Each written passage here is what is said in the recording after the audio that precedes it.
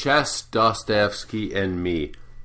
Forgive me for the Black Panther thing. I just have to have something in the background, but it's of minimal importance. So just concentrate on what I'm saying. I don't really care. I mean, I don't have internet right now, so I'm just not downloading a picture of a chessboard or Dostoevsky. That's all. So this is a particularly deep one, so I may be out of my depth, but I'm going to go for it. And the genesis of this is that I have a chess partner. We play very often, and we have our ebbs and flows where sometimes he wins a lot, sometimes I win a lot. We're studying it. We're getting pretty good. I'm at like a 1600 level. We're probably even higher. We're probably way higher, but we don't overestimate ourselves. But so recently I kicked his ass like 5 games, and he got off he stopped playing, got off the phone because we play over the phone, and he goes, I don't want to play because I'm not playing very well right now. And that was the genesis. That is the genesis of this idea, which I am going to go on at great length about, and I'm going to get really fucking deep into this. So the idea to keep here is the idea of like quitting because you're not doing very well right now, or stopping when things get scary. And a lot of you won't relate to this. A lot of you, if there's any of you, won't relate to this unless because you don't play chess. But anyway, so I writes to him. I think that when we say we are not playing well lately, it is similar to saying that we have writer's block. And the worst thing is to stop or be discouraged. It's like me not wanting to challenge my anxiety. Like I have anxiety, right? So then I just don't even deal with it. I just avoid the things that make me anxious. But the whole problem with that is that if you're afraid of, I'm not afraid of elevators, but if you're afraid of elevators and then you don't want to, so you just avoid elevators for the rest of your life, elevators get even more scary as you go on with your life. And then as you get older, you're like terrified even looking at an elevator. So anxiety gets worse the more you avoid the things that you're afraid of. Now, this idea that the more you avoid things that you're afraid of, the worse they get, reminded me of a Dostoyevsky quote, one of my favorite quotes by him. And of course, anybody who listens to this won't know who Dostoyevsky is because everybody's an idiot. Dostoyevsky is one of the biggest geniuses who ever lived. He was a writer. He's a Russian writer. And he said, this is my favorite quote by him, "In sorrow, seek happiness." Now, Albert Einstein said that Dostoevsky taught him more than any other physicist. Okay, that's not true. He said Dostoevsky taught him more than Planck, and who was another physicist. But Dostoevsky says, in sorrow, seek happiness. And what that means to me is the solution is exactly where the problem is. So don't avoid the problem. Face it. Now, where this quote comes from, in sorrow, seek happiness. This comes from Dostoevsky's book, The Brothers Karamazov, where a woman comes to a priest and she says, I lost my children. I lost all my fucking children. They all died. My life sucks. Why should I keep living? And the priest says to her, in sorrow, seek happiness. In sadness, your sadness is exactly where you will find happiness. I'm paraphrasing. I mean, the idea of this is that, like, if this woman has lost all of her children and she can't, how do I go on? Well, you go on by dealing with the sadness. That's where you're going to find everything, not by avoiding it.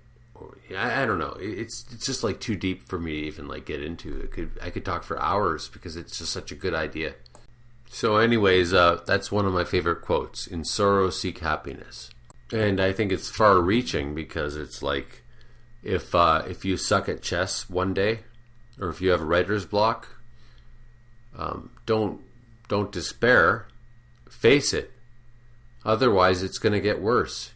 Your chess game will get worse if you don't face the exact problem that you're facing is exactly where you're going to find the solution.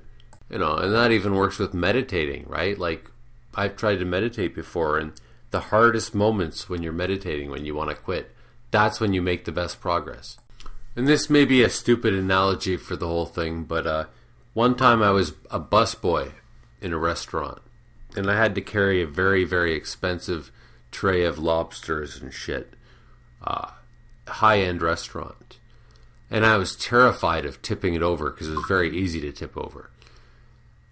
I could screw the whole thing up. I could, ruin the whole evening.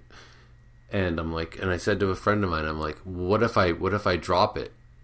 And he goes, well, you've never dropped it before, so why are you thinking that you're going to drop it now? Like, what a stupid thought to have. He goes, you're not going to drop it. Just like you're obviously not going to drop it. Why are you focusing on dropping it? And that was very profound for me.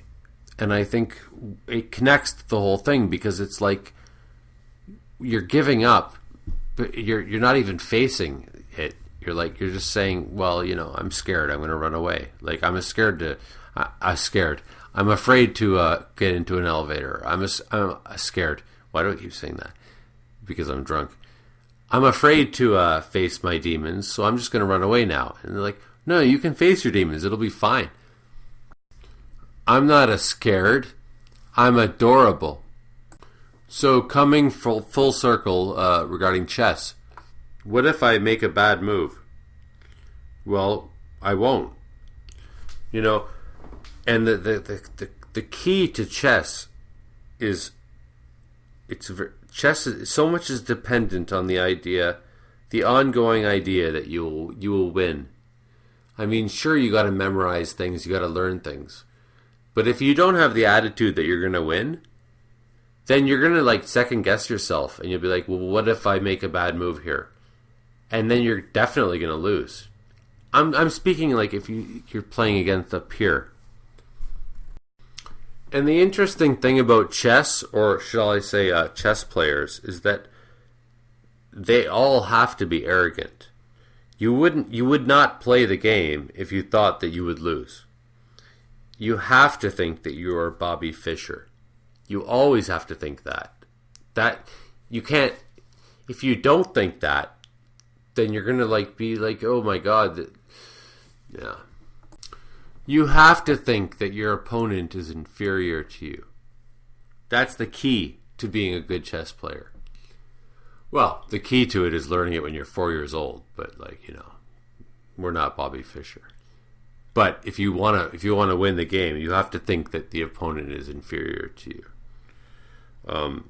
It is an entirely emotional game. Right? Every fucking thing that is intellectual is actually emotional. So much is wrapped up in whether you believe in yourself.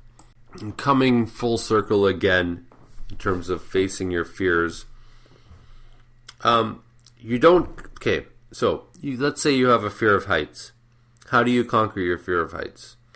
Well, here's how you don't conquer it. You don't go complete fucking retard and jump off a building. That's not... Well, that might cure your fear of heights. It'll also cure your life. But, no.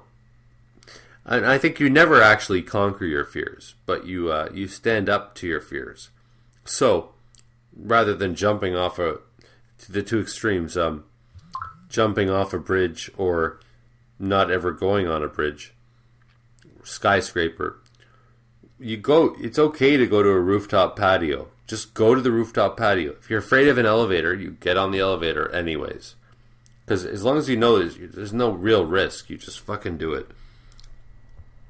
And that's pretty much it.